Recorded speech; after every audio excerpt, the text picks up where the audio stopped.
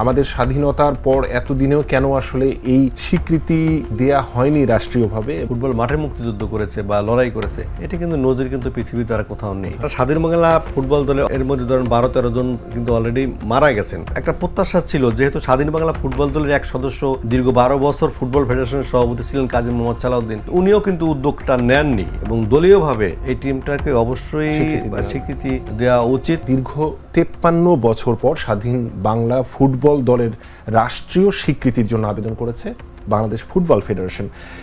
এই দলের অনেকে কিন্তু ব্যক্তিগতভাবে বিভিন্ন পুরস্কার পেয়েছেন, বিভিন্ন অর্জন তাদের আছে, কিন্তু দলীয়ভাবে যে আসলে স্বীকৃতি এটি তারা পায়নি।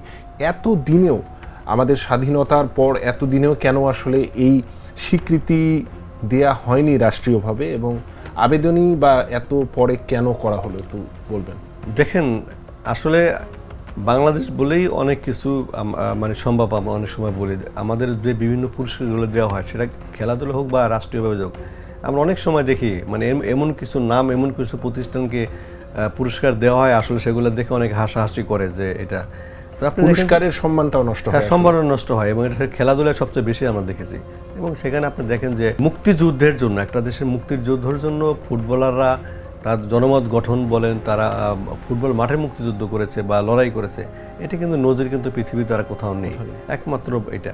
তো এই টিমের ধরেন আমি একদমই ছোট করে বলি যে অধিনায়ক যিনি জাকারিয়া পিন্টু, তিনি কিন্তু ব্যক্তিগতভাবে স্বাধীনতা পুরস্কার পেয়েছেন, কিন্তু তিনি, আমার মনে আছে আমরা তো প্রতি বছরই ধরেন যখন মার্চ আসে, 26শে মার্চ স্বাধীনতা দিবস, 16ই ডিসেম্বর, তখন তাদেরকে আমরা কথা বলি, ইন্টারভিউ নিই। উনি কিন্তু একটি আক্ষেপ সবসময় করতেন যে আমি দেখে যেতে পারবো কিনা যে আমার টিমটা স্বাধীনতা পুরস্কার পেয়েছে, কিন্তু আসলে তিনি তো মানে দেখে যেতে পারলেন না। আগামীতে পাবে কি পাবে না, কিন্তু পেলেও তিনি কিন্তু আর দেখে যেতে মানে পারলেন না। কিন্তু আপনার প্রশ্নটা ছিল যে এই ধরনের পুরস্কার তো আসলে আবেদন করে নিতে হয়, তো আবেদন করে নিতে হলে দীর্ঘ এত বছর পরে কেন? তো মানুষের এই যারা স্বাধীন বাংলা ফুটবল দলে এর মধ্যে ধরেন 12-13 জন কিন্তু অলরেডি মারা গেছেন, বাকি যারা আছেন তাদের একটা প্রত্যাশা ছিল, যেহেতু স্বাধীন বাংলা ফুটবল দলের এক সদস্য দীর্ঘ 12 বছর ফুটবল ফেডারেশনের সভাপতি ছিলেন কাজী মোহাম্মদ সালাউদ্দিন, তাদেরও একটা আশা ছিল যে হয়তো উনি নিজে উদ্যোগী হয়ে গভর্নমেন্ট, এবং তার সাথে ধরেন বিগত গভর্নমেন্টের তার সাথে একটা মানে ভালো রিলেশন ছিল, সেই হিসেবে উনিও কিন্তু উদ্যোগটা নেননি। তো এই ফেডারেশনের নতুন কমিটি এসে গত নভেম্বর মাসের 27 তারিখে এই মানে আবেদনটা করেছে, সেটা এখন যুব ক্রীড়া মন্ত্রণালয় হয়ে মুক্তিযোদ্ধা মন্ত্রণালয়ে যাবে। সব কিছু মিলিয়ে তা আমরা হয়তো প্রত্যাশা করব যে এই টিমের মানে ব্যক্তিগতভাবে পুরস্কার পেল, এবং দলীয়ভাবে এই টিমটাকে অবশ্যই স্বীকৃতি দেওয়া উচিত।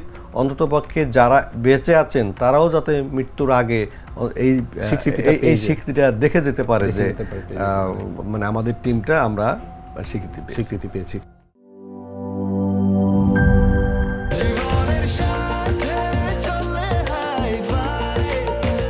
স্বাস্থ্যকর অল টাইম ফ্যামিলি কেক, সব সময় অল টাইম হেলদি লাইফ।